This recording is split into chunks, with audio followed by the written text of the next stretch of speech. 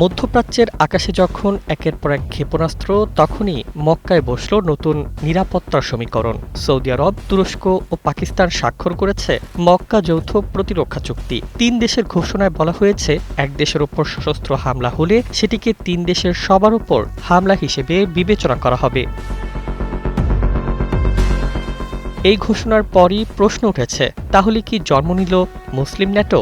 আর এই জোটের আসল লক্ষ্যই বা কে, ইরান নাকি ইসরায়েল? চুক্তির পেছনে রয়েছে মধ্যপ্রাচ্যের ভয়াবহ নিরাপত্তা সংকট, যুক্তরাষ্ট্র ও ইসরায়েলের ইরান অভিযান, পাল্টা ইরানি হামলা এবং উপসাগরীয় অঞ্চলে জ্বালানি অবকাঠামো ও নৌ চলাচল নিয়ে উদ্বেগ সৌদি আরবকে নতুন নিরাপত্তা কাঠামোর দিকে ঠেলে দিয়েছে। তবে চুক্তিতে কোনো দেশকে সরাসরি শত্রু হিসেবে ঘোষণা করা হয়নি। তুরস্কের এক কর্মকর্তা এটিকে সম্পূর্ণ প্রতিরক্ষামূলক উদ্যোগ হিসেবে বর্ণনা করেছেন। এভাবেই কোটি কোটি মানুষের ঘরে দেশ জুড়ে ফ্রিজ একটাই, ওয়ালটন। অর্থাৎ লক্ষ্য আগ্রাসন ঠেকানো, নির্দিষ্ট কোনো রাষ্ট্রের বিরুদ্ধে সামরিক জোট গড়া নয়। ভবিষ্যতে অন্য আঞ্চলিক দেশও এতে যুক্ত হতে পারে বলে জানানো হয়েছে।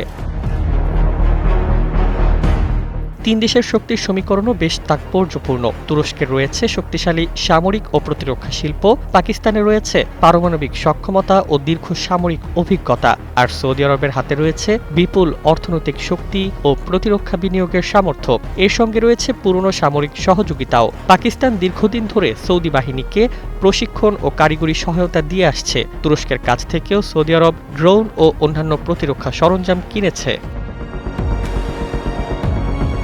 তবে বিশ্লেষকদের মতে এই চুক্তিটিকে এখনই ন্যাটোর সমতুল্য সামরিক জোট বলা কঠিন, কারণ যৌথ সামরিক কমান্ড, নির্দিষ্ট সেনা মোতায়েন কিংবা পারমাণবিক ছাতার মতো বিষয়গুলো চুক্তিতে স্পষ্ট নয়। ইরান অবশ্য ইতিমধ্যেই এর আলোচনা করেছে। ফলে প্রশ্ন থেকেই যাচ্ছে, এটি কি কেবল আত্মরক্ষার নতুন বলয়, নাকি বদলে যাচ্ছে মধ্যপ্রাচ্যের শক্তির ভারসাম্য?